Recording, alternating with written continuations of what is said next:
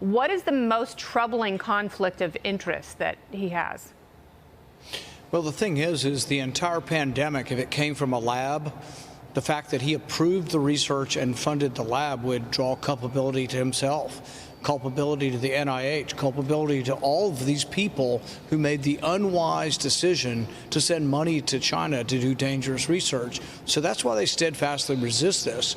But if you look at the early emails, when they first discovered the sequence, the RNA sequence of this virus, January 31st of 2020, they are quite frightened. There's harried emails going back and forth till 2:30 in the morning, and all of the initial scientists are saying to him, holy cow, we've looked at the sequence, and it looks like it's been manipulated in the lab. In fact, it has a cleavage site.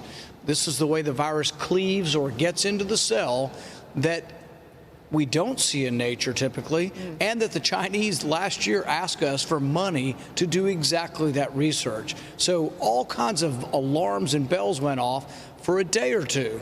And then we have another couple of emails where Dr. Collins and Dr. Fauci are talking about how they are science and saying that, wow, this would be really damaging to science and to NIH and to all the taxpayer money we get, and also to themselves personally. So they began a cover-up, and I think it's the biggest cover-up probably in the history of science.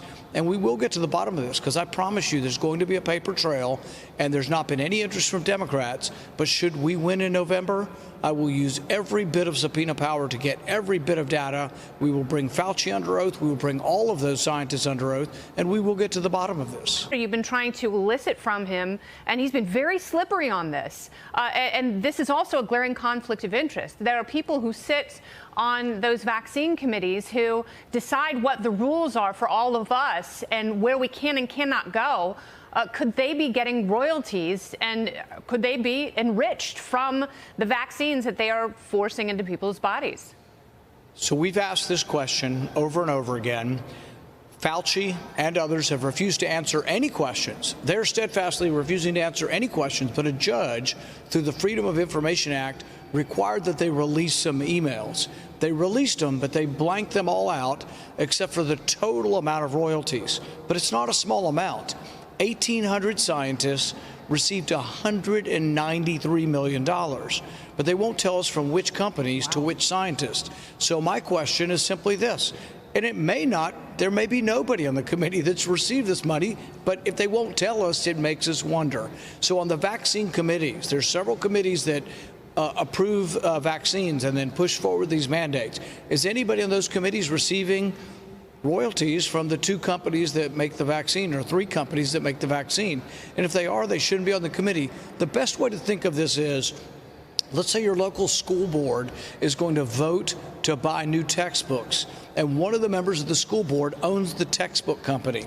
Do you think anywhere in America that doesn't have to be divulged, that that's a conflict of interest? So nobody would, but nobody touches Fauci. We go after him on this, and he says, we are not going to tell you, we don't have to.